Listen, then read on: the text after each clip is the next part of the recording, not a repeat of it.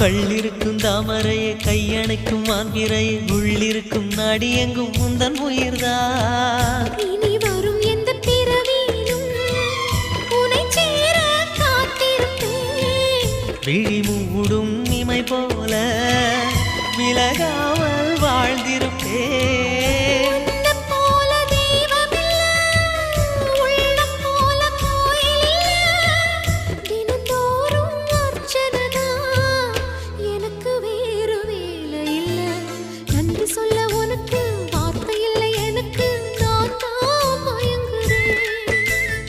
என்னுடைய மனச தந்து விட்ட பிறகும் ஏம்மா கலங்குற?